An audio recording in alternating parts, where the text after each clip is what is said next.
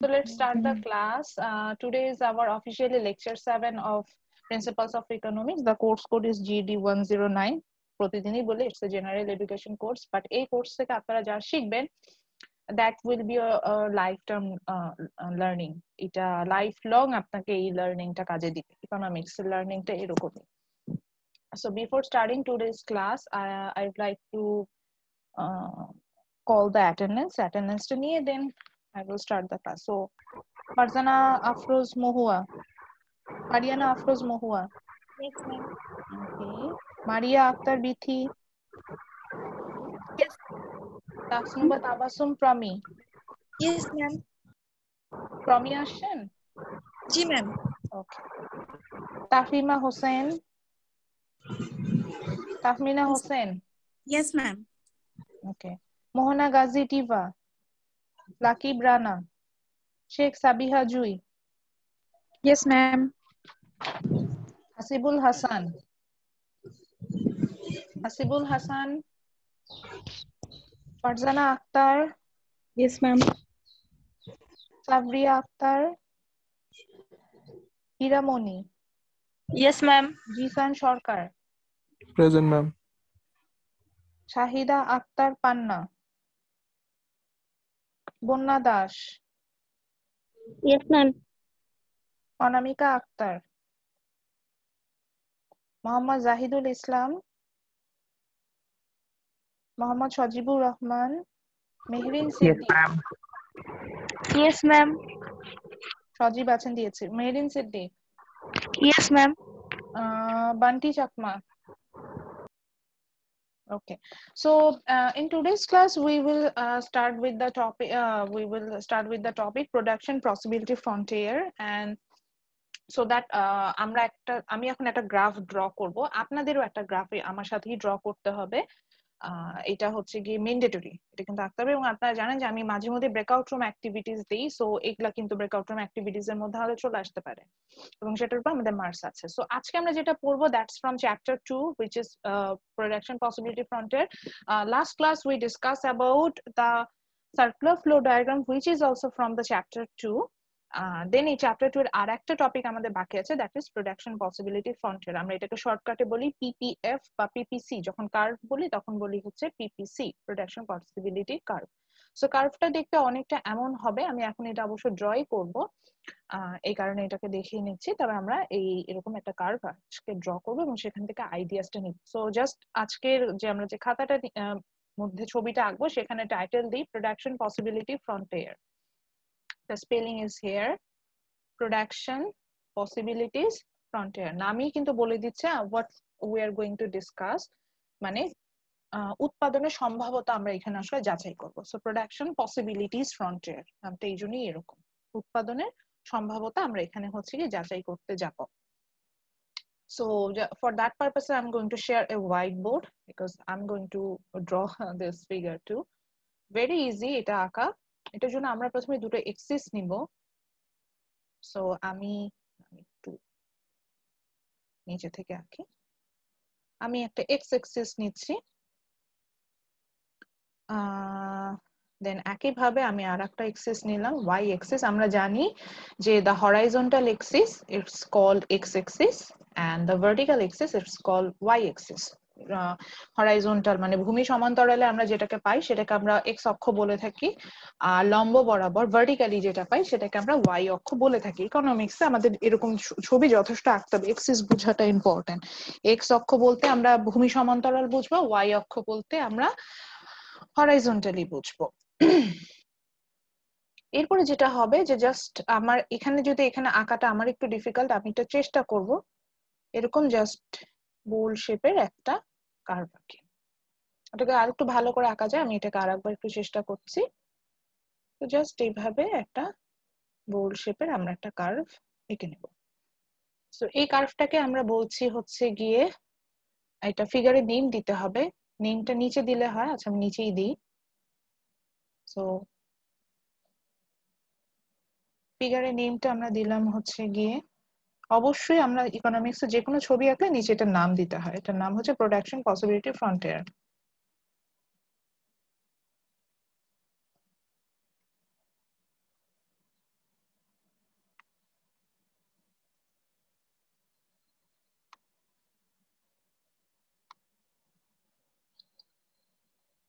আমার সাথে সাথে এঁকে ফেলবেন, তাহলে দেখবেন আঁকাটা সোজা হবে।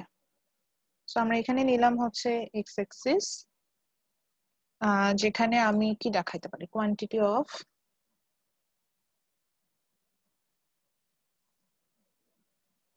সাপোজ আমি কার নেই, এখানে কার না, কোয়ান্টিটি অফ রাইস নিলাম। আর ওয়াই এক্সিস আমি নিলাম হচ্ছে গিয়ে কোয়ান্টিটি অফ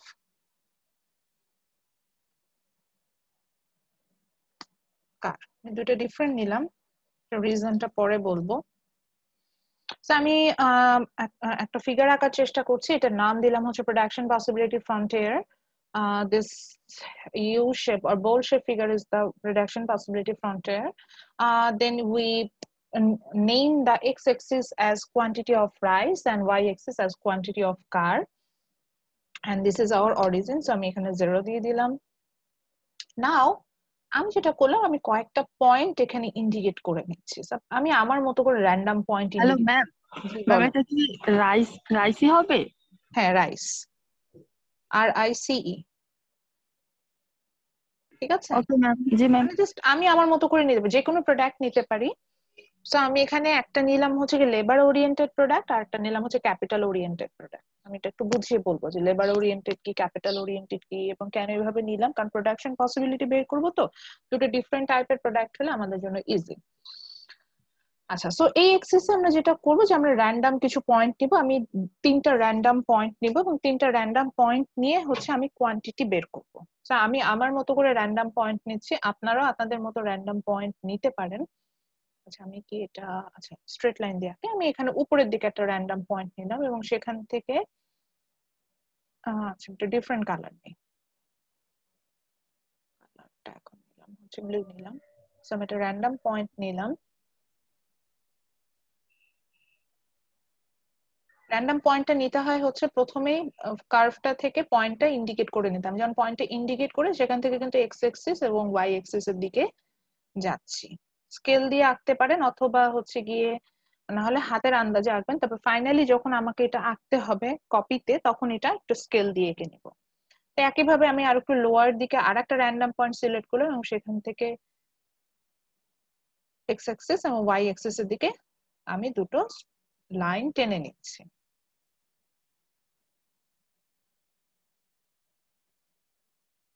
ঠিক একই দিকে আমি লোয়ার এক্স এক্সিস এর বেশ কাছাকাছি আবার আর একটা র্যান্ডম পয়েন্ট নিলাম, এবং আমি এক্স এক্সিস ওয়াই এক্সিস এর দিকে দুটো লাইন টেনে নিচ্ছি।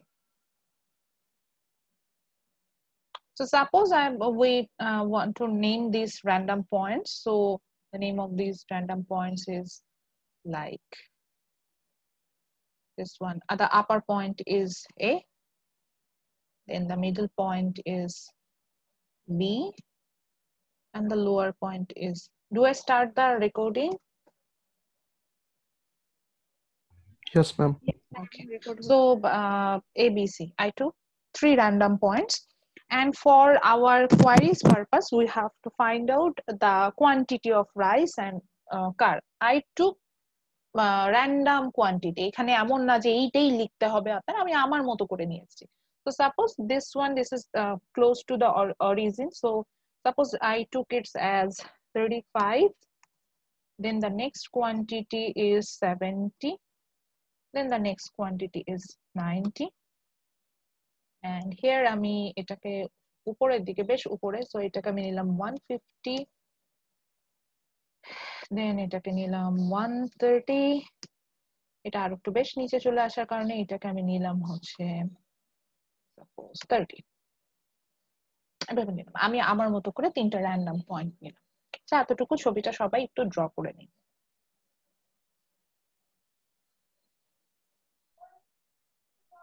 ম্যাম এটার টপিক হেডলাইনটা কি হবে? Production possibility frontier, possibilities frontier, আমরা এটাই পড়ছি।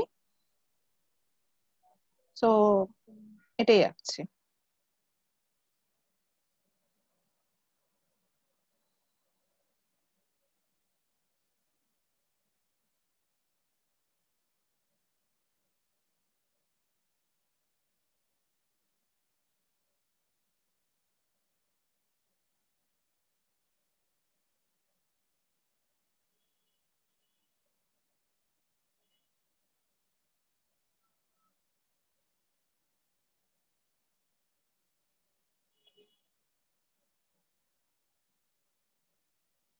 ম্যাম এটা কি শুধু এইটুকুই? হ্যাঁ, এতটুকুই আঁকতে হবে। আঁকা হয়েছে সবার? Yes ma'am. আচ্ছা, আমি আর 30 সেকেন্ড সময় দিই, আঁকেন, সমস্যা নেই। একটু সময় নিয়ে আঁকেন, তাও এভাবে আঁকেন। কোনো জায়গায় সমস্যা হলে আমাকে বলেন, তবে ঠিক এইভাবেই আঁকতে হবে। এবং 3টা আমরা র্যান্ডম পয়েন্ট নিব। আপনি কোয়ান্টিটিটাকে চেঞ্জেস নিতে পারেন, এটা কোনো সমস্যা না, বাট মোটামুটি এরকম একটা ছবি দুটো প্রোডাক্ট দিয়ে আমাকে আঁকতে হবে। এই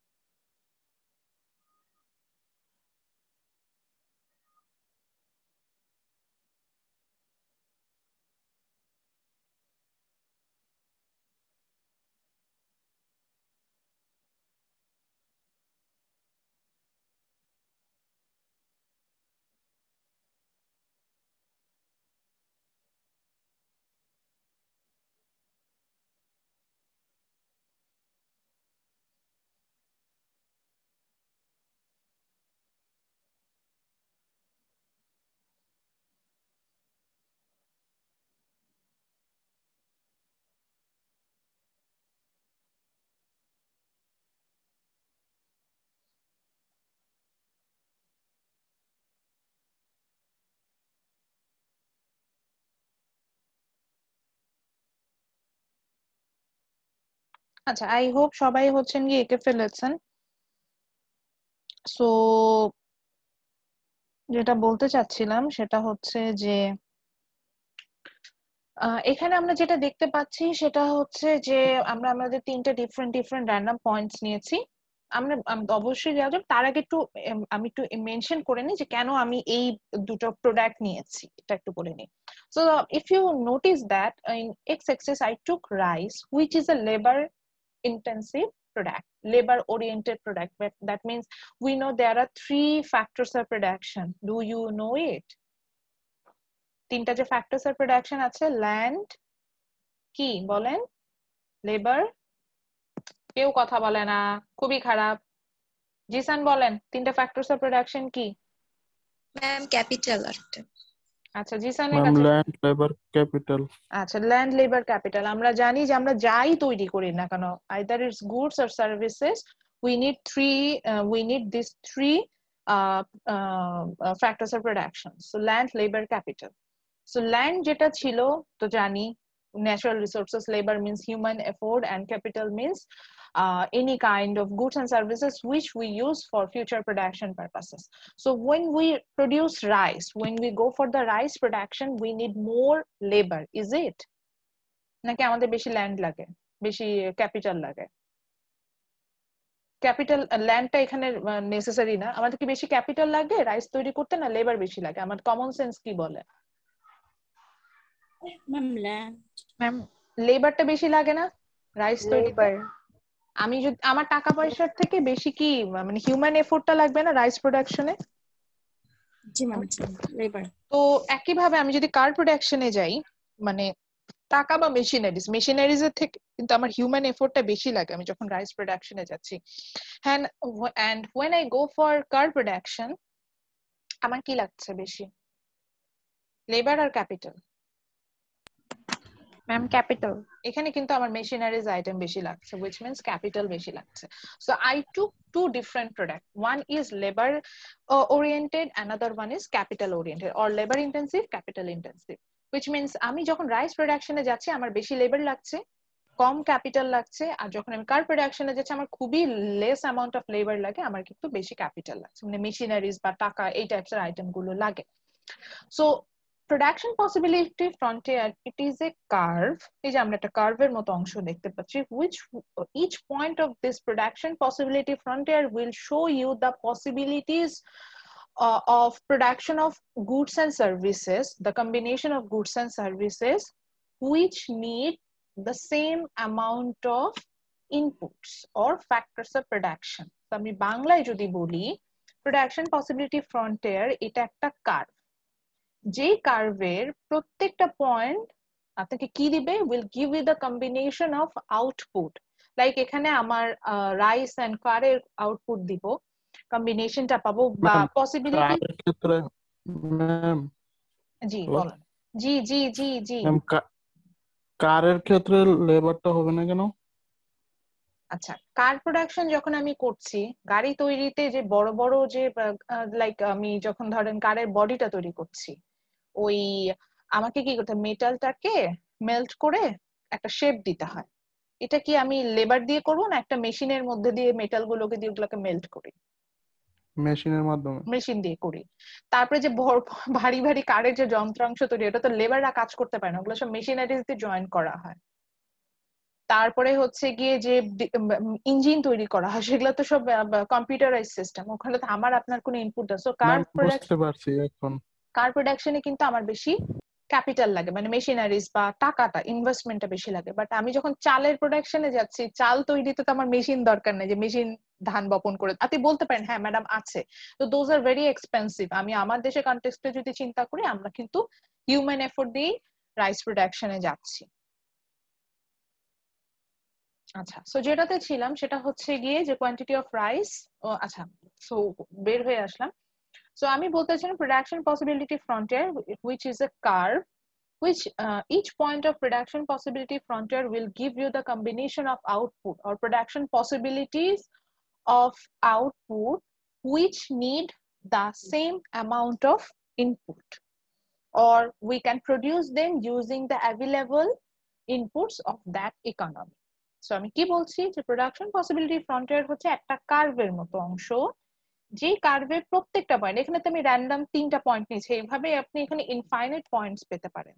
তো প্রত্যেকটা পয়েন্টই যেটা হবে, প্রত্যেকটা পয়েন্ট থেকে আপনি হচ্ছেন গিয়ে different different combination of inputs পাবেন, সরি আউটপুট পাবেন। যেমন এখানে আমি এ পয়েন্টে যে কম্বিনেশন পাবো, বি পয়েন্টে অবভিয়াসলি ডিফারেন্ট কম্বিনেশন পাবো, and C point obviously there will be another different combination. So in each point you will get different combination of output, but the interesting fact is that you need same amount of input, মানে একই input আছে, সেই input মানে factors of production আছে আপনার, সেগুলো use করে আপনি আইদার এ তে প্রোডাকশন করতে পারবেন, অথবা বি তে, অথবা সি তে, or any random point of this PPF. Say for example আমি এখানে বোঝানোর জন্য বললাম, আমি ডেফিনেশন আপনাদের দিব। ধরে নিলাম এই ইকোনমিতে, যে ইকোনমির বেসিস আমি পিপিএফ টা এঁকেছি, suppose in that economy we have 50 labour. এতগুলা লেবার, আচ্ছা একটু কম লেবার নেই, হ্যাঁ 20 লেবার, 20 জন লেবার আছেন। আর ধরে নিলাম আমার ক্যাপিটাল হিসেবে আছে হচ্ছে 20,000 টাকা।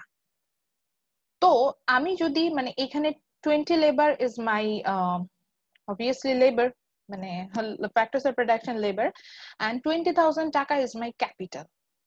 সো এখানে যেটা হবে যে এই যে পিপিএফ যেটা আমি পাচ্ছি, এটার প্রত্যেকটা পয়েন্টে আমি we don't know which point we're going to produce, but at a point we need same this 20 labor or 20 and 20,000 taka. At B point we need same amount of input, that is 20 labor and 20,000 taka, as well as for the C point too. So in each point we need same amount of input, but what's the difference we're going to get from this 3 point? In this 3 point we will get different combination of output. Say for example, when I go for the A point production, if we choose the A point production using this same amount of input like 20 labor and 20,000 taka, we can produce 150 units of car and 35 kilograms of rice. If we go for the B point, we can produce 130 units of car or 70 kilos of rice. Or if we go for the C point, in that cases we can produce 30 units of car or 90 kgs of rice. So প্রত্যেকটা পয়েন্টে we need the same amount of inputs. আমার যে input আছে এটা সর্বোচ্চ ব্যবহার আমি করব, এবং করে আমি ডিফারেন্ট ডিফারেন্ট কম্বিনেশনে যাব। এখন আসি যে কারণে পিপিএফ টা নিয়ে এত আমরা কথা বলছি। Suppose when we move from A to B point, what happened here? Can we see we have to give up some car production? আমাকে কিছু কার প্রোডাকশন গিভ আপ করতে হচ্ছে না? আগে 150 তৈরি করতে পারছিলাম, সরি আগে 150 তৈরি করতে পারছিলাম, এখন আমরা তৈরি করতে পারছি কি 130। ছেড়ে দিতে হলো না কিছু production, but in that cases we can produce more rice. আগে 35 কিলোস রাইস তৈরি করতাম, এখন তৈরি করছি হচ্ছে 70 কিলোগ্রাম। একটু বেশি তৈরি করছি না? একটু জি কি ম্যাম। চেঞ্জেস পেলাম কিনা? মানে এখানে তাহলে অপরচুনিটি কস্টের বিষয়টা কি চলে আসছে না, যে যখনই আমি কিন্তু পয়েন্ট থেকে মুভ করে যাচ্ছি, we are giving up something, then when we giving up something, then we get more another production. Okay, so suppose if we move from A to C point, আমি A থেকে C পয়েন্টেও যেতে পারি। If we move from A to C point, what happened there? আমি A to C পয়েন্টে যদি যাই, আমরা দেখতে পাচ্ছি now we giving up more car quantities like 150 to 30, অনেক বেশি give up করলাম, but for that purposes we can produce more rice like 35 to 90 kilograms. So এটা আসলে যেটা হবে যে we have fixed amount of labor, fixed amount of input like 20 labors and 20,000 টাকা, but using them we can produce different quantities of output.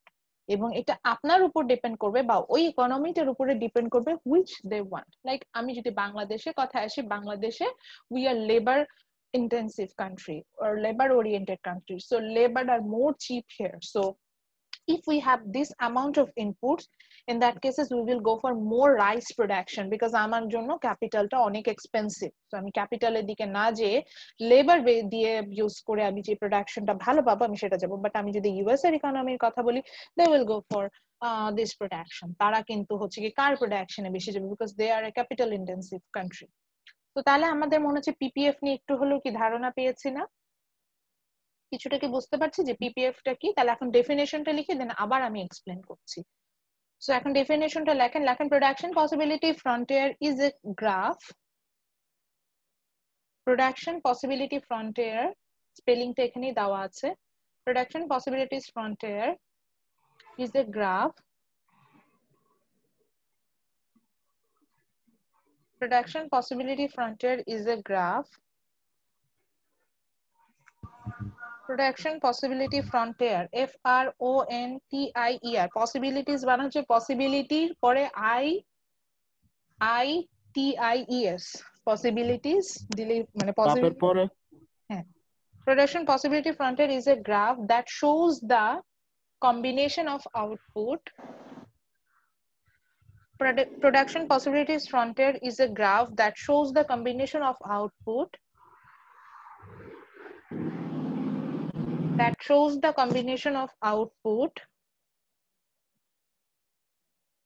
Production possibility frontier is a graph that shows the combination of output. এটুকু লিখেছি? জি ma'am. That shows the combination of output which an economy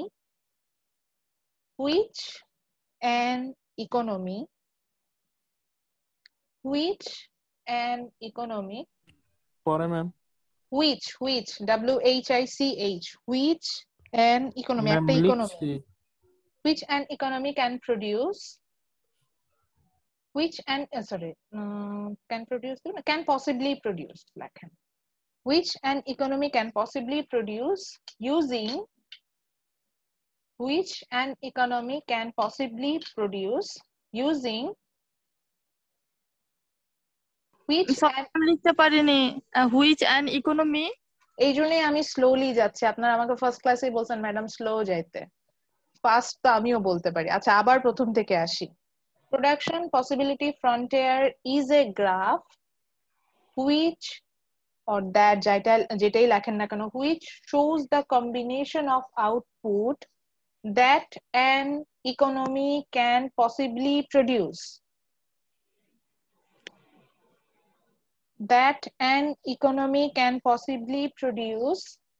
using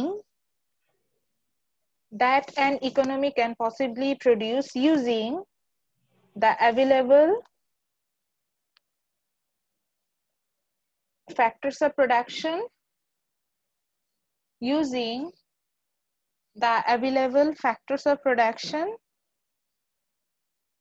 and technology.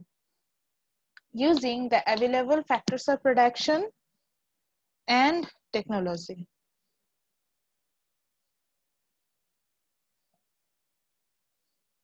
using the available factors of production and technology.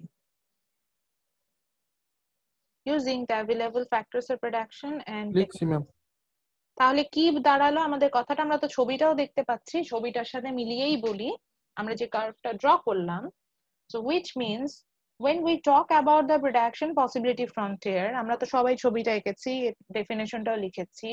It means it's a graph, এই যে আমরা গ্রাফটাও দেখছি, which will give you the combination of output. আমরা আউটপুটের combination পাবো আর the possible combination of output পাবো which can be produced using the available factors of production. আমার একটা ইকোনমিতে যে factors of production গুলো আছে, যে ল্যান্ড লেবার ক্যাপিটাল আছে, তাদেরকে ইউজ করে, এবং যে টেকনোলজি, একই কথা, ক্যাপিটালের মধ্যে টেকনোলজি চলে আসে, যদিও বইয়ের ডেফিনেশন টেকনোলজি ছিল as far I remember, এই জন্য আমি টেকনোলজিটা ইউজ করলাম।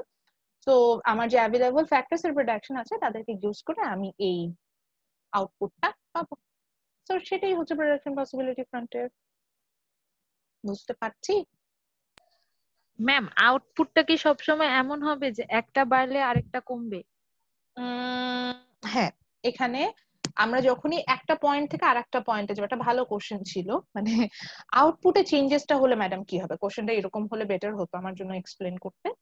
তো আউটপুটে চেঞ্জেসটা কিভাবে আসবে? Obviously when I go for the different combination, সবসময় দেখা যাবে যে কোনো একটাকে আমি গিভ আপ করবো, ওই গিভ আপের কারণে ওই যে ওইটুকু গিভ আপ করে ওইটুকু যে ল্যান্ড লেবার ক্যাপিটাল মানে ফ্যাক্টরস অফ প্রোডাকশন আমার যেটা দরকার হচ্ছিল সেটা ইউজ করে আমি অ্যানাদার প্রোডাক্টটা বেশি তৈরি করতে পারবো। যেমন এখানে আমি 20 units of car give up করলাম when I go for A to B point, এইটুকুর জন্য যে ল্যান্ড লেবার আমি যেটুকু ছেড়ে দিলাম ক্যাপিটাল, ওইটুকু ইউজ করি আমি কিন্তু এই মোট 35 কিলোস অফ রাইস প্রডিউস করতে পারবো।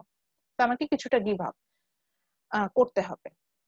আচ্ছা, এখান থেকে আমি একটা কোশ্চেন করি, তো ওটার সাথে রিলেভেন্সি আসবে, এই জন্য আমি বলি দিই। এখান থেকে কোশ্চেনটা আমি এরকম করি যে এক্সপ্লেন অর যে কিছু দিয়ে বলি, each point of PPF can calculate the opportunity cost.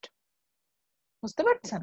এরকম একটা প্রশ্ন করে দেখেন, আমার কিন্তু পিপিএফ এর প্রত্যেকটা পয়েন্টে অপরচুনিটি কস্ট ক্যালকুলেশন করে আসছে, মনে হচ্ছে না? তাই অপরচুনিটি কস্ট কি? যে what we give up to get more thing. আমি কিছু ছেড়ে যেটা পাচ্ছি সেটার জন্য যা যা গিভ আপ করছি, that's call my opportunity cost. তো আমি যখনই 30 থেকে 70 ইউনিটস অফ রাইস তৈরি করতে যাবো, মানে বেশি বেশি রাইস তৈরি করতে যাবো, তখন আমাকে গিভ আপ করে আসতে হচ্ছে। কি গিভ আপ করে আসতে হচ্ছে? 20 units of car production. Is ইট? আচ্ছা, সাপোজ আমাকে জিসান বললো যে ম্যাডাম আপনি খালি চাল বেশি তৈরি করছেন, আমার চাল তৈরি করতে বেশি ভাল লাগে না, আপনি হচ্ছেন গিয়ে আমাকে ইয়াটা দেখান, আমাকে অন্যটা দেখান না, মানে লাইক আমি হচ্ছে কার বেশি প্রোডাকশন দেবো, এরকম কি পসিবল কিনা? অবশ্যই পসিবল। তো এখানে একটু দেখি, সাপোজ আমি উল্টো যেতে চাচ্ছি, আমি এখন কার প্রোডাকশনে যেতে চাচ্ছি, আমি বেশি বেশি কার প্রোডাকশন, আমি সি পয়েন্টে প্রোডাকশন করছিলাম, সি পয়েন্ট থেকে আমি বি পয়েন্টে চলে গেলাম। সো সি থেকে যদি আমি বি পয়েন্টে মুভ করি, হোয়াট হ্যাপেন হিয়ার? যখন আমি সি থেকে বি পয়েন্টে মুভ করলাম, which means I have to give up 20 units of what? Rice production. এটুকু আমি ছেড়ে দিলাম কারণ এতটুকু প্রোডাকশন আমার কমে গেল। এই যে রাইস প্রোডাকশনটাকে আমি গিভ আপ করলাম, এইটার জন্য যে লেবার এন্ড ক্যাপিটাল আমি ইউজ করেছিলাম সেইটা গিভ আপ করে আমি কিন্তু অতিরিক্ত এই 100 ইউনিটস অফ কার তৈরি করে ফেললাম। বুঝতে পারছি? সো এইটা কোনো ম্যান্ডেটরি না যে আমাকে লেফট থেকে রাইটে আসতে হবে, বা আমি শুধু কার প্রোডাকশনে গিভ আপ করে আমি রাইস প্রোডাকশন বাদ, আমি যে কোনো দিকে যেতে পারি।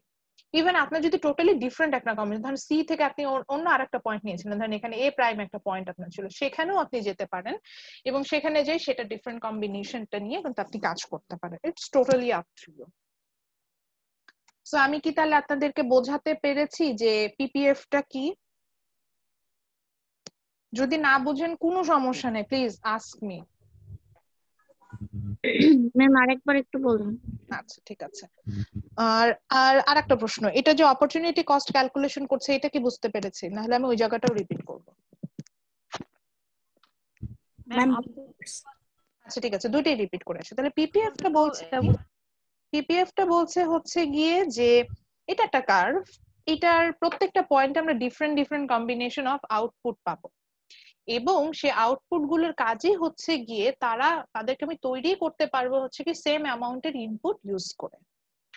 এখন এই জন্য আমরা একটা পিপিএফ আঁকলাম এবং দেখলাম এই পিপিএফ এর অসংখ্য পয়েন্ট আছে, আমরা সেখান থেকে র্যান্ডম 3টা পয়েন্ট নিয়েছি। এই 3টা পয়েন্ট আমরা different different combination of output পেয়েছি, বাট মজার বিষয় হচ্ছে গিয়ে প্রত্যেকটা পয়েন্টের এই আউটপুট গুলো তৈরি করতেই we need same amount of input like labour and capital.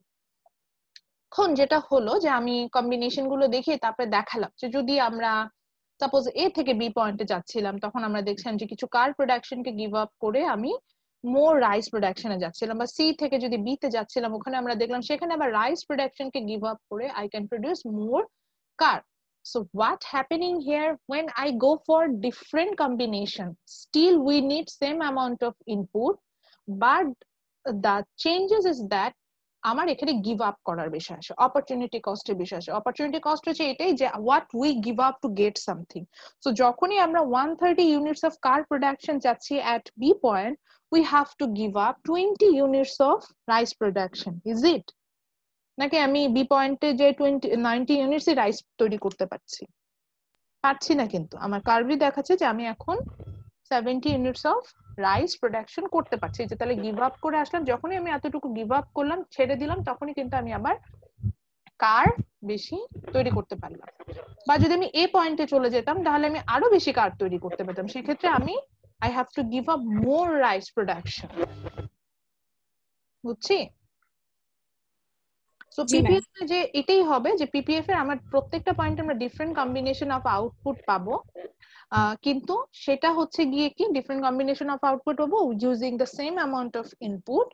এবং সেটা তৈরি করতে গিয়ে আমাদের যেটা করতে হবে যে যদি আমরা এটা থেকে অন্য কোনো পয়েন্টে চলে যাই, পয়েন্ট যখনই চেঞ্জ করব তখনই হচ্ছে গিয়ে আমাদেরকে গিভ আপ করার বিষয় আসবে। অপরচুনিটি কস্ট হচ্ছে আমি আমার 10 প্রিন্সিপালে পড়িয়েছিলাম, ওখানে ছিল এরকম যে অপরচুনিটি কস্ট এমন একটা টার্ম যেটা হচ্ছে গিয়ে ক্যালকুলেশন করে যে আমরা প্রত্যেকটা কাজ যখন করে, আমি বলেছিলাম যে আমাদের ঘুম থেকে উঠা থেকে শুরু করে আমরা ঘুমাতে যাওয়ার পর্যন্ত সবসময় ইকোনমিক্স এর ভিতরে থাকি। তো যেমন আমরা এখন ক্লাস করছি, এটার জন্য আমরা গিভ আপ কি করছি, আমাদের একটা ভ্যালুয়েবল টাইম, যে টাইমটা আমরা ক্লাসে ইউজ করছি, তো এই টাইমে আমরা চাইলে কিন্তু বাসায় কোয়ালিটি টাইম স্পেন্ড করতে পারতাম, মুভি দেখতে পারতাম, ওগুলোকে গিভ আপ করে আমরা ক্লাস করতে আসি। So those are our opportunity cost. এবং আমরা এট এ টাইম অনেকগুলো কাজ করতে পারি না, সো এখানেও একই জিনিস, এট এ টাইম আমি রাইস আর কার বোথই হায়ার পয়েন্টে তৈরি করতে পারবো, আমরা ডিফারেন্ট মানে এখানে আমার ডিফারেন্ট কম্বিনেশন আসবে। সো এবার চলে যে দেখি আমাদের বইয়ে কি বলেছে, আমরা যা পড়ে আসলাম জিনিসটাকে অনেকটা এরকম কিনা। আমাদের বইও দেখতে পাচ্ছি এখানে একটা ডেফিনেশন দেওয়া আছে, এন্ড ছবিটা দেখি আমাদের বইয়ে যে ছবিটা আছে, বইয়েও কিন্তু আমরা দেখতে পাচ্ছি যে এরকম একটা ছবি দেওয়া, বই একটু ভালোভাবে এঁকেছে, আমরা যদি ফ্রি হ্যান্ড আমি আঁকতাম আমি হয়তো একটু ভালো আঁকতে পারতাম। আচ্ছা, একটা জিনিস এখানে দেখেন, আরো দুটো পয়েন্ট দিয়েছে, one is C, another one is D. সেই সি পয়েন্টটা কি আর ডি পয়েন্টটা কি? সি পয়েন্টটা হচ্ছে গিয়ে দেখেন পিপিএফ এর অ্যাবোভ একটা পয়েন্ট, আবার ডি পয়েন্টটা যদি আমি এখানে দেখি এটা হচ্ছে পিপিএফ এর ইনসাইডে একটা পয়েন্ট। মনে রাখবেন একটা ইকোনমি সবসময় পিপিএফ এর উপরের পয়েন্ট গুলোতেই প্রোডাকশন করে, এরকম অ্যাবভ কোনো পয়েন্টও প্রোডাকশনে যাবে না, এরকম ইনসাইড কোনো পয়েন্টও প্রোডাকশনে যাবে না, because it's not feasible for that economy. Because when we go for the C point, it's a upper point. এখন এই পয়েন্টে তৈরি করার জন্য ধরেন আমার যে বলছিলাম যে 20 লেবার আছে আর 20,000 টাকা আছে, এর বেশি তো আমার কাছে নেই। এখন এই পয়েন্টে প্রোডাকশনের জন্য সাপোজ আমার লাগবে 50 লেবার আর 50,000 টাকা, এত টাকাই তো আমার কাছে নেই, এতগুলো লেবারই তো নেই, আমার তো পপুলেশনই নেই, তাহলে আমি কি সি পয়েন্টে তৈরি করতে পারবো? আমার তো রিসোর্সই নাই। বুঝতে পারছি? সো পিপিএফ এর উপরে আমরা কোনো পয়েন্টে সাধারণত প্রোডাকশনে যেতে পারি না। এখন আসি বিলো পিপিএফ, এই যে ডি পয়েন্ট, যেটাতে ধরেন আমার লাগে হচ্ছে কি 10টা লেবার 10,000 টাকা, সাপোজ এইটুকু দিলেই হয়ে যায়। তো ওই ইকোনমিতে তো এর থেকে বেশি লেবার আছে, তারা কি করতে চাবে? তারা লেবার মার্কেটে এন্ট্রি নিতে চাবে না, তারা কি চাবে না কাজ করতে? ঠিক একইভাবে আমার কাছে তো টাকা আছে, 20,000 টাকা আছে, আমি 10,000 টাকা কেন শুধুমাত্র ইনভেস্ট করে রাখবো? পুরো টাকাটাই ইনভেস্ট করবো। তো আমিও কিন্তু কখনোই পিপিএফ এর ইনসাইডে কোনো পয়েন্টকে অ্যাজ এ আমার ইয়া হিসাবে আমি কিন্তু ইউজ করব না। এটাই হচ্ছে কি বিষয়টা ছিল, যে আমরা কখনোই হচ্ছে গিয়ে ইনসাইড দ্য পিপিএফ আমরা কিন্তু কখনোই প্রোডাকশনে যাই না। তো এটাই বলছিলাম যে চেষ্টা করবেন যে আমি আজকে ক্লাস শেষে এটা একটু রিডিং করতে, তাহলে দেখবেন যে আপনাদের জন্য এটা আরো বেশি ক্লিয়ার হয়ে যাবে। ওকে, এরপরে আমরা যেটাতে চলে যাব সেটা হচ্ছে গিয়ে পিপিএফ এর কি শিফট হয় কিনা। এটা থেকে আমি কোশ্চেন করি না, জাস্ট বোঝানোর জন্য বলছি। ইয়েস, যদি ওই ইকোনমিতে কোনো কারণে ইনপুটের পরিমাণ বেড়ে যায় বাই এনি কেসেস, তখন কিন্তু আমরা পিপিএফ এর শিফট মানে চেঞ্জেসটা খুঁজে পাবো, যে দেখা যাবে যে পিপিএফ কিন্তু মুভ করবে ইনসাইড অর আউটসাইড, এভাবে মুভটা আমরা পাবো। And finally, there is a brief discussion about the changes, difference between microeconomics and macroeconomics. দুটার মধ্যে changes নিয়ে কথা বলেছে। সো আমরা এটা আমাদের ফার্স্ট চ্যাপ্টারে পড়ে আসি, তারপরে আমাকে যদি একটু বলা হয় শর্টকাটে বলতে, সেক্ষেত্রে আমি বলবো যে micro means in that cases we will discuss about the economic activities of an individual. Say for example, আমি যদি জিসানের মান্থলি এক্সপেন্ডিচার নিয়ে কথা বলি, জিসানের ডিমান্ড নিয়ে কথা বলি, তাহলে এটাকে আমি বলবো হচ্ছে গিয়ে micro. But when I talk about the monthly expenditure of all students from Principles of Economics course, demand of all students from Principles of Economics course, that is macro. মানে ব্রড সেন্সে যখন আমি চিন্তা করব সেটা ম্যাক্রো। যেমন family budget, এটাকে আমরা বলি micro. But when I talk about the national budget, it's macro. আমি যদি আনএমপ্লয়মেন্ট নিয়ে কথা বলি, এটা ম্যাক্রো ইকোনমিক্স। বাট আমি আনএমপ্লয়েড অ্যাজ এন ইন্ডিভিজুয়াল, আমি বেকার বা আমি কাজ পাচ্ছি না, তখন এটা মাইক্রো। সো এইভাবে ডিফারেন্স গুলো পাবেন। এটার জন্য একটু ওপেন সোর্সে যাবেন, যে হচ্ছে গিয়ে আপনি এটাতে পাবেন। এখন এখানে আসলে বলেছে, এখানে একটা কেস স্টাডি আছে, এই জন্য এটা ওপেন করলাম, যে হু স্টাডিজ ইকোনমিক্স, কার কার আসলে ইকোনমিক্স পড়া উচিত। তো এখানে দেখাচ্ছে ফাইনালি, এখানে তারা কিছু কম্বিনেশন দেখানোর চেষ্টা করেছে। সো বলেছে যে whatever your profession is, whatever you are homemaker or you are a president, you need some basic knowledge about economics. Without them you can survive in the society, or you in long run you can survive, potentially আপনি survive করতেই পারবেন না। So you need basic ideas about this course. Okay, so এরপরে আমরা এই চ্যাপ্টারের কিছু যাব না। সো আমরা আজকে যে নতুন যে চ্যাপ্টারটা স্টার্ট করব, which is about chapter 4, one of my favorite chapter. এই চ্যাপ্টারটা ফেভারিট হওয়ার রিজন হচ্ছে মোটামুটি অনেকগুলো বিষয় সম্পর্কে আমরা এই চ্যাপ্টারে জানবো। আমি একটু গো থ্রু করে দিই। প্রথম আমরা মার্কেট সম্পর্কে জানবো, মার্কেট কি, ডিফারেন্ট টাইপস অফ মার্কেট সম্পর্কে, এখানে দুটো মার্কেট নিয়ে বলবো, যেটা most common type of market. Then we will get idea about demand and supply, which is most মানে যেই টপিকটা আমরা সবচেয়ে বেশি চর্চা করে থাকি, ডিমান্ড কার, ডিমান্ড সাপ্লাই নিয়ে কথা বলে, demand supply. So what is demand, then what is demand curve, law of demand, then you will find out some factors for which your demand will change. So এই topic গুলো জানবো। Then supply, and what is supply curve, law of supply. Finally আমরা আরেকটা জিনিস দেখবো, সেটা হচ্ছে তখন একটা মাথায় একটা সময় প্রশ্ন আসবে যে তাহলে আসলে মার্কেট প্রাইসটা কিভাবে পাবো, বা মার্কেটে আসলে কিভাবে আমরা একটা স্টেবল পজিশনে যাই। From there we will find out a position, it's called equilibrium, where the demand and supply will be equal. So এই যে খুব মজার কিছু বিষয় সম্পর্কে আমরা কিন্তু এই চ্যাপ্টারে জানবো। So let's start. আচ্ছা, এতক্ষণ পর্যন্ত যতটুকু পড়ে আসলাম, এটার মধ্যে কোনো কোশ্চেন থাকলে আমি স্লাইডটা ওপেন করতে করতে আপনারা আমাকে কোশ্চেন করতে পারেন।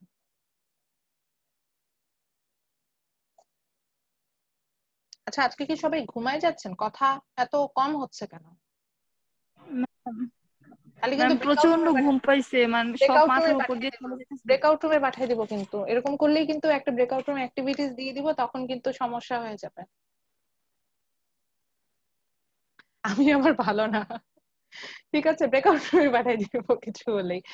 আচ্ছা, একটু আর 10 মিনিটস একটু কষ্ট করে। গ্রাফ সম্পর্কে বুঝতে পেরেছি। আর ম্যাম একটা কোয়েশ্চেন বলেছিলেন, ওই কোয়েশ্চেনটা কেমন হতে পারে? মানে আমি বলেছিলাম PPF যে থেকে পিপিএফ থেকে অপরচুনিটি কস্ট কিভাবে ক্যালকুলেট করা যায় এক্সপ্লেন করতে বলেছিলাম, এরকম একটা প্রশ্ন হতে পারে।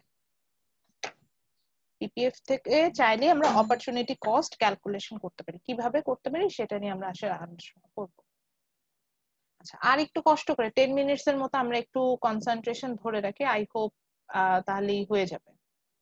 তো এখানে আমরা এই চ্যাপ্টারের প্রথমে কি সম্পর্কে জানবো, আমাদের এই ডিমান্ড এন্ড সাপ্লাই কার্ভ চ্যাপ্টারে আমরা প্রথমে জানবো হচ্ছে মার্কেট সম্পর্কে। সো এখানে আমরা দুইটা মার্কেট সম্পর্কে জানবো, কম্পিটিটিভ এন্ড মনোপলি, তারপরে আমরা ডিমান্ডে চলে যাব। তো ফার্স্টে আসি মার্কেট কি।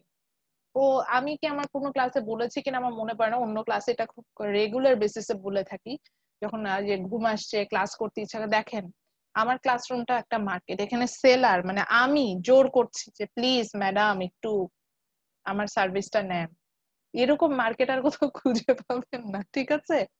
পাবলিক ইউনিভার্সিটিতে গেলে সারাদিন বসে থাকতে তাও দেখতেন ম্যাডামের খোঁজও পাইতেন না, এই আমি তখন ক্লাসে আসতাম না। অথচ এটা প্রাইভেট ইউনিভার্সিটি বলে আমি নিজেই বলছি যে ম্যাডাম প্লিজ একটু পড়েন। বিলিভ মি, আমি তো একটা পাবলিক ইউনিভার্সিটির স্টুডেন্ট, আমার যদি এখন সুযোগ থাকতো বা আমি যদি এটা বুঝতাম আগে, আমি অবশ্যই প্রাইভেট ইউনিভার্সিটি থেকে একটা এমএসসি ডিগ্রি নিতাম। বিকজ এখানে যে পরিমাণ নার্চারিং করা হয়, যে পরিমাণ এফোর্ট দেওয়া হয় একটা স্টুডেন্টের ডেভেলপমেন্টের জন্য, এটা পাবলিকে তার 1% দেয়। যদি এইটা আমি আমার স্টুডেন্ট লাইফে এই নার্চারিংটা আমি পেতাম, আমি আরো ভালো পজিশনে থাকতাম, এটা আমি বিলিভ করি। আচ্ছা, এটা নিয়ে আমি বদনাম করছি না, আমি জাস্ট বলছি যে এটা এমন একটা মার্কেট যে মার্কেটে সেলারই বলছে যে মানে যে সেল করে যে নেন নেন প্লিজ নেন। আসলে মার্কেটে কিন্তু উল্টা হয়, যারা বায়ার তারা যে খুঁজে খুঁজে বের করে কি নিব, ভালোটা নিতে হবে, ভালোটাই চাই, জোর করে করে নিয়ে আসে। তো এখানে হচ্ছে এমন অবস্থা, এই একমাত্র এডুকেশন মার্কেটটাই এরকম যেখানে সেলাররাই ফোর্স করে নেন নেন নেন। আচ্ছা, তো আর প্রথমে আসে হচ্ছে মার্কেট কি। এই যে বলছি আমার ক্লাসরুম একটা মার্কেট, আপনার মাথায় সাথে সাথে আরে মার্কেট তো বলতে আমি ওই যে কাঁচা বাজার বুঝি যেখানে মাছ বিক্রি হচ্ছে, তারপরে হচ্ছে ভেজিটেবলস বিক্রি হচ্ছে, বা আমি শপিং মলে বুঝি যেখানে যে আমি আমার ড্রেস গুলো কিনে নিয়ে আসতে পারি, মেকআপ কিট গুলো কিনতে পারি, বা জিসান হয়তো পাচ্ছে আরে মার্কেট তো হচ্ছে যে আইডিবি যেখানে যে আমি আমার গেমিং সব কিট গুলো কিনতে পারি, হেডফোন গুলো কিনতে পারি। এইটা আবার ম্যাডাম কি বলে ক্লাস? গতকালকে গেলাম ওই যে আইডিবি গিয়েছেন কালকে? যাওয়ার চিন্তা ভাবনা ছিল, মানে আমার ল্যাপটপটা একটু নষ্ট হয়ে গেছিল, একটা প্রবলেম শো করছিল, তারপরে ম্যাম ফিক্স করে ফেলছি নিজেই, আর যাওয়ার Wow. দরকার পড়ে নাই। বাহ, জিসান তো অনেক কাজের। আমার আমার কথা শুনবেন, আমার হচ্ছে এখন খারাপ সময় যাচ্ছে, মানে আমার একটার পর একটা খারাপ হচ্ছে। প্রথমে আমার নষ্ট হয়ে গেল হচ্ছে চার্জার, চার্জার নষ্ট হলো।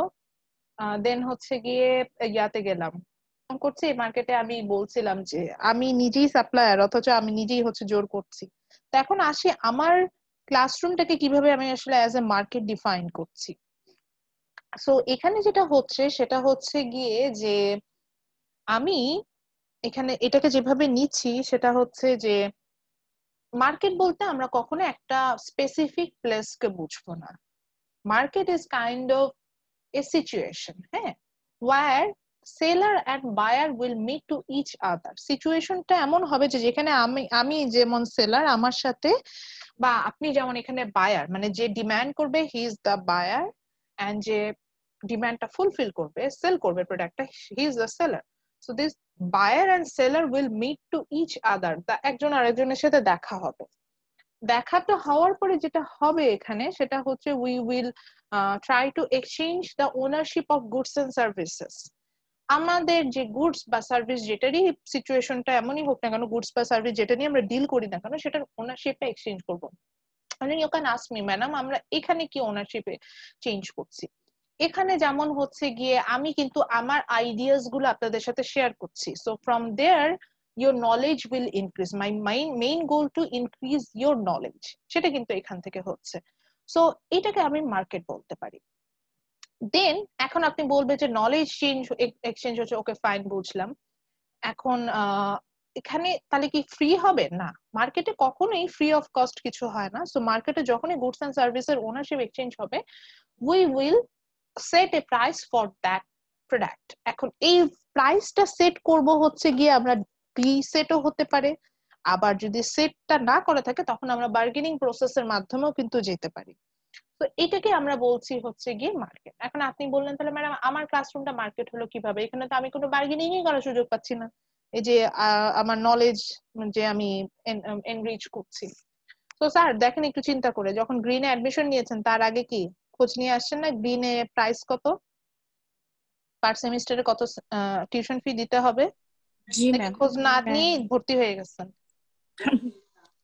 খোঁজ নিয়ে আসছি ম্যাম, খোঁজ নিয়ে আসছেন এবং আপনার কাছে মনে হয়েছে যে যেই সার্ভিসটা আপনি এখানে পাবেন সেই সার্ভিসে এই অ্যামাউন্টটা পে করতে আপনি ইন্টারেস্টেড, এরকম ছিল কিনা নাকি জোর করে নিয়ে আসছে? ইয়েস ম্যাম, যখন এরকম ছিল। দেখেছেন যে এই সার্ভিসটা পেতে এই অ্যামাউন্টের পেমেন্টে আপনি ইন্টারেস্টেড, তখনই কিন্তু আপনি আসেন, না হলে আপনি কিন্তু ব্র্যাক এআইবি ডটসোতে চলে যেতেন। বাট আপনার কাছে মনে হয়েছে যে না, আমি যে সার্ভিসটা পাবো এটার জন্য এই অ্যামাউন্টে আমি ওকে, তখন কিন্তু আপনি আসছেন। তাহলে আপনি কিন্তু অলরেডি প্রিফিক্সড ওয়েতে এই সার্ভিসটা নেওয়ার জন্য পেমেন্ট কতটুকু করতে হবে সেটার জন্য আপনি ওকে। সেম গোজ ফর মি, আমিও কিন্তু আমারও অপশন আছে আদার্স ইউনিভার্সিটিতে যাওয়া।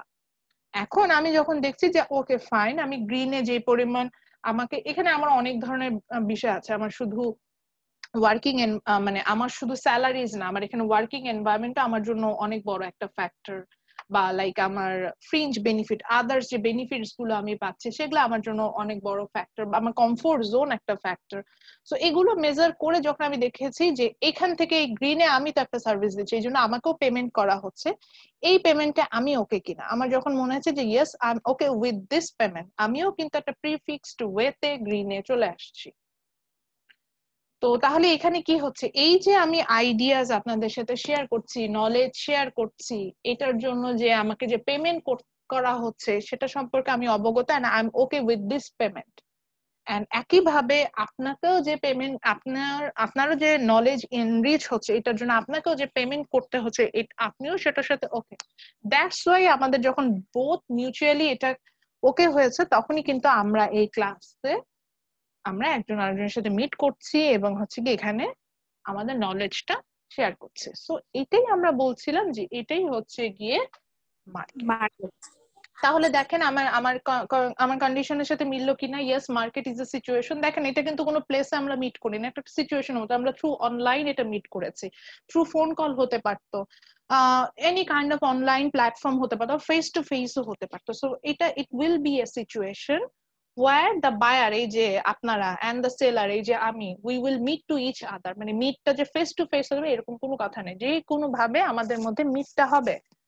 তারপরে আমরা কি করব, we will exchange the ownership of goods and services, এই যে যখন এখানে সার্ভিস এক্সচেঞ্জ হচ্ছে আমরা এটা এক্সচেঞ্জ করব এবং এটার জন্য আমরা একটা প্রাইস সেট করব, এটা বার্গেনিং এর মাধ্যমেও হতে পারে, ফিক্সড হতে পারে।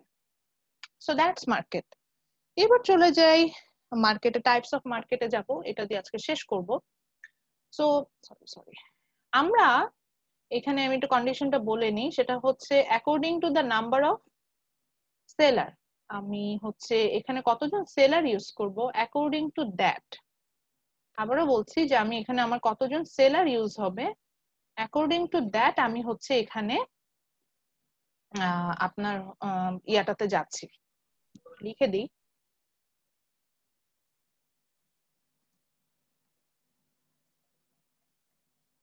So according to the number of sellers আমি হচ্ছে গিয়ে আমার মার্কেটে কতজন সেলার আছে সেটার উপর বেসিস করে আমি মার্কেটকে দুইটা টাইপে নিয়ে আসলাম। One is competitive market, another one is monopoly market. ফার্স্টে আসি হচ্ছে গিয়ে আমি কম্পিটিটিভ মার্কেটে। সো এই মার্কেটের ফিচার হচ্ছে গিয়ে, এই মার্কেটে হচ্ছে আমার মেনি বায়ার থাকবে এন্ড মেনি সেলার্সও থাকবে। আচ্ছা, তার মানে পারফেক্ট কম্পিটিটিভ মার্কেট এমন একটা মার্কেট যে মার্কেটে আমি অনেক বায়ার এবং অনেক সেলার দেখবো। এবং আরো একটা মজার বিষয় হচ্ছে গিয়ে এখানে আপনার মার্কেটে কোনো ইনফ্লুয়েন্সই থাকবে না, এতই বায়ার এতই সেলার থাকবে যে আপনি 2-4 জন আমাদের মতো সেলার বায়ার চলে গেলেও এই মার্কেটে কিছুই আসে যায় না। এই ধরনের মার্কেটকে আমরা পারফেক্ট কম্পিটিটিভ মার্কেট বলে থাকি। যেমন চালের বাজার, চিন্তা করেন তো, চালের বাজারে যদি আমি চাল না কিনি, বাংলাদেশে চালের বাজারে কোনো চেঞ্জেস আসবে? No ma'am. বা আমার মতো আরো 10 জন কিনলো না, কোনো সমস্যা আছে বাংলাদেশের চালের মার্কেটে? No ma'am. কারণ আরো সেলার আছে, সরি বায়ার আছে। এই ঠিক একইভাবে চালের মার্কেটে যদি সেলারদের কথাও চিন্তা করেন, দেখবেন যে আপনিও যদি না আপনি যদি না সেল করেন কোনো সমস্যা নাই, আপনার মতো 10 জনও যদি না সেল করে তাও এই চালের বাজারে সমস্যা নেই। এরকম ভাবে যে মার্কেট গুলোতে দেখবেন যে একই প্রোডাক্ট অনেক জায়গায় সেল হচ্ছে এবং সেখানে আপনার মার্কেট ইনফ্লুয়েন্স খুব কম, এই ধরনের মার্কেট গুলোকে আমরা পারফেক্ট কম্পিটিটিভ মার্কেট বলি। এটা একটা মজার এক্সাম্পল দিই। আমার মোটামুটি ইকোনমিক্স যখন না পড়তাম তখন একটা খুব কমন একটা মানে একটা কোয়ারিজ ছিল যে সাপোজ ধরে নিচ্ছে যে মিরপুর এরিয়াতে আমরা যারা থাকি তারা লাইক মিডিল ক্লাস, এখানে হাউস রেন্ট কম, বা এখানে মোটামুটি আমি যদি গুলশানের সাথে কম্পেয়ার করি, গুলশান বনানীর সাথে কম্পেয়ার করলে এখানে একটু হলেও হাউস রেন্ট এন্ড আদার্স বিষয়গুলো কিন্তু কম। তো আমার একটা কোশ্চেন ছিল এরকম যে মিরপুরেও যদি চালের কেজি 50 টাকা হয়, গুলশানেও কেন চালের কেজি 50 টাকা? ওখানে তো 100 টাকাও যদি চালের কেজি হতো ওটা দিয়ে কেনারও মানুষ আছে। গুলশানে তো চালের কেজি আসলে 50 টাকা না 100 টাকা হওয়া উচিত, চালের কেজি কেন মিরপুরেও যায় গুলশানেও তাই?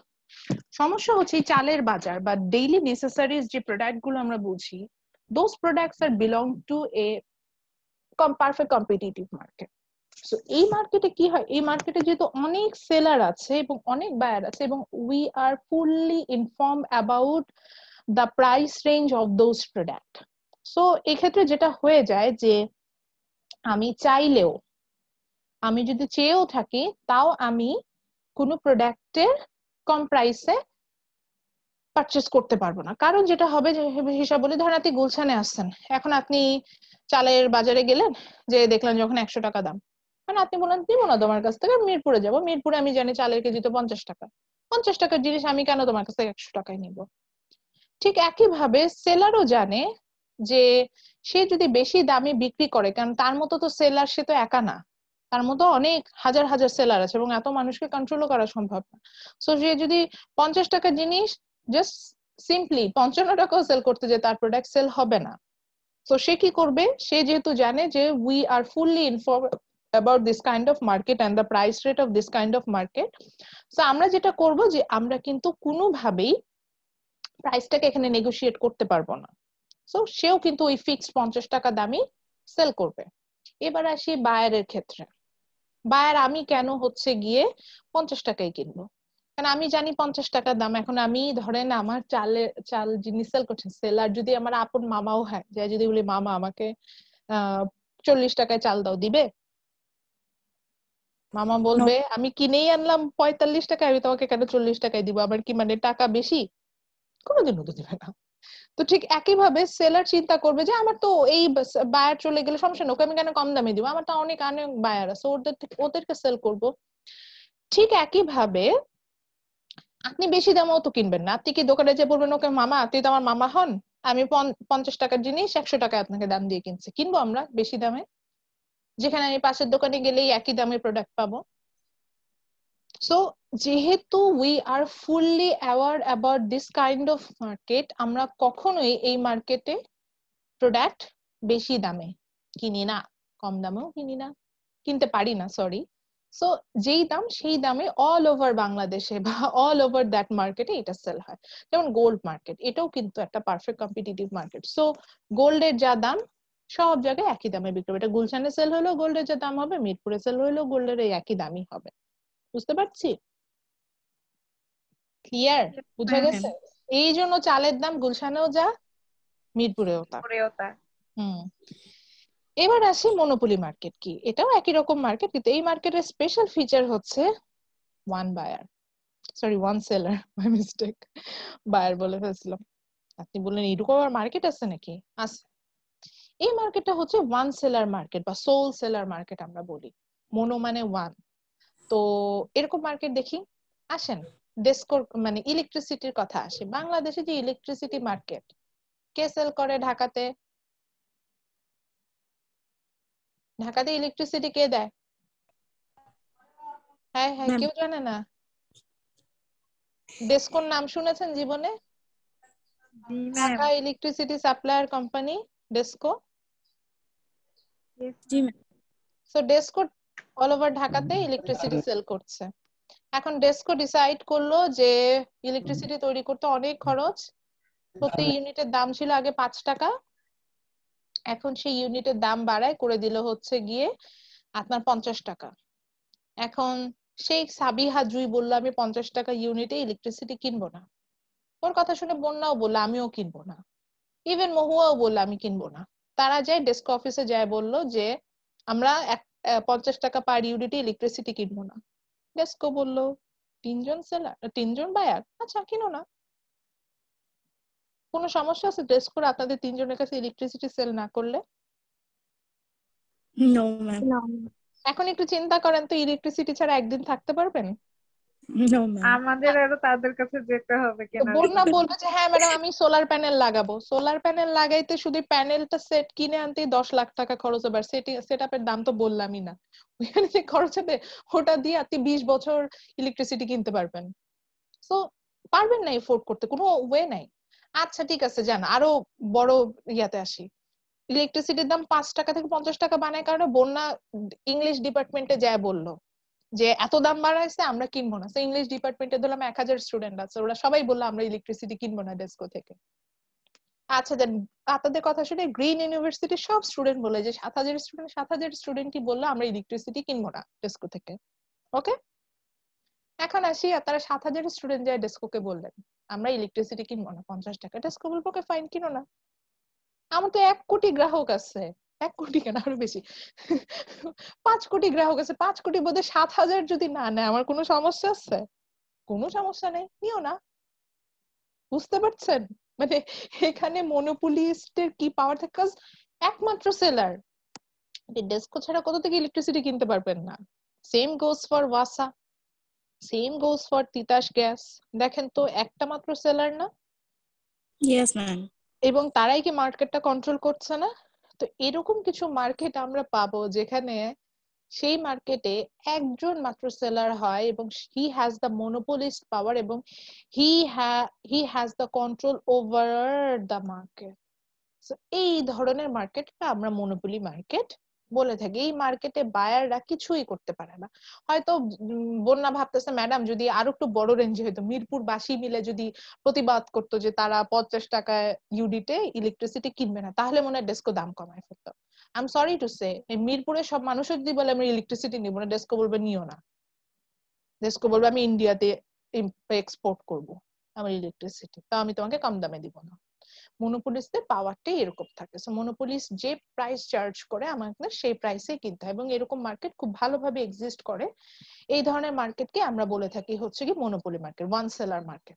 এটা তো গেল ডোমেস্টিক মার্কেটের ক্ষেত্রে বললাম। ইন্টারন্যাশনাল মার্কেটও মনোপলি মার্কেট আছে, যেমন অয়েল মার্কেট, তেলের বাজার, যেটা মিডল ইস্ট যে দাম চাবে সেই দামেই কিন্তু তেল বিক্রি হবে। পারবেন আপনি আমি বড় বড় কান্ট্রিরাই কমাইতে পারেন, আর আমি আপনি তো কোথাকার কোন ছাড়। বুঝতে পেরেছেন? সো মনোপলি মার্কেটও কিন্তু এক্সিস্ট করে, যেটা ওয়ান সেলার মার্কেট আমরা বলে থাকি। সো আপনাদের নেক্সট ক্লাসের জন্য আমি একটা কাজ দিলাম, এটা আমি র্যান্ডম জিজ্ঞাসা করব। সেটা হচ্ছে গিয়ে 5টা মার্কেটের নাম নিজেরা লিখে রাখবেন। যে 5টা মার্কেটের নাম লিখবেন, যেটা একটা হচ্ছে মনোপলি মার্কেট বিলং করে, আর বাকি 5টা লিখবেন হচ্ছে যেটা পারফেক্ট কম্পিটিটিভ মার্কেট বিলং করে। বুঝতে পারছি আমার কথা শুনে? Yes ma'am. যেমন আমি র্যান্ডম জিজ্ঞাসা করবো, যে আমি ধরেন সাবিহাকে জিজ্ঞাসা করলাম যে আহ 5টা মনোপলি মার্কেট, আপনি যে 5টা মার্কেটের নাম লিখে নিয়েছেন বলেন। বা আমি হয়তো প্রমিকে জিজ্ঞাসা করলাম, বা আমি হয়তো মেহরিনকে জিজ্ঞাসা করতে পারি। তবে এই 5টা নাম যে কোনো প্রোডাক্ট দিয়ে নাম লিখে রাখবেন, যে আপনার মনে হচ্ছে যে এই 5টা প্রোডাক্ট হচ্ছে কি মনোপলি মার্কেট বিলং করে, এই 5টা প্রোডাক্ট হচ্ছে কি পারফেক্ট কম্পিটিটিভ মার্কেট বিলং করে। ঠিক আছে? Okay ma'am. So that's it from today's class. In next ma'am আপনি যে এক্সাম্পল গুলো দিয়েছেন সেগুলো ইনক্লুড সেখানে করে আসতে পারে, নাকি? হ্যাঁ সেগুলো আসতে পারে। এর বাদেও আরো আপনি ম্যাম আরেকটা কি ওই যে competitive market? Perfect competitive market, হ্যাঁ কম্পিটিটিভ মার্কেট আর মনোপলি মার্কেট, আপনাদের বই রেফারেন্স বুক যেটা দিয়েছে ওখানে দুটো নাম অবশ্যই পাবেন। কম্পিটিটিভ মার্কেট ওটা, আচ্ছা কম্পিটিটিভ মার্কেটের অনেকগুলো নাম থাকে, আমি পারফেক্ট কম্পিটিটিভ বলি কারণ এটাকে পারফেক্ট পূর্ণ প্রতিযোগিতামূলক বাজার, পারফেক্ট কম্পিটিটিভ মার্কেট ম্যাক্সিমাম জায়গায় বলে, সেটা পারফেক্ট কম্পিটিটিভ বলছি। আচ্ছা ম্যাম, ফার্নিচারের যে মার্কেট গুলো এগুলো আসলে এগুলো এই যে এখন এই জন্য তো আমি এখন আর কোন ডিসকাশনে যাব না, নিজেরা খুঁজে বের করবেন। এখন আর কিছু বলবো না, এগুলো পরে ডিসকাশনে আসবে। আচ্ছা, সো নেক্সট ক্লাসে যেটা হবে, এই যে আমি আগে ক্লাস শুরুই করবো, এটা আপনাদের ইয়াটা দেখবো, কাজটা দেখবো, তারপরে হচ্ছে যাবো এবং we will discuss about the demand and supply side. Okay ma'am. ঠিক আছে, তাহলে hopefully we will meet the next class. সবাই যদি ভালো থাকি সুস্থ থাকি ইনশাআল্লাহ নেক্সট ক্লাসে দেখা হবে। সবাই ভালো থাকবেন। আসসালামু আলাইকুম। আসসালামু আলাইকুম ম্যাম। ম্যাডাম হ্যালো ওয়ালাইকুম আসসালাম। ম্যাডাম আসিফুল বলছিলাম।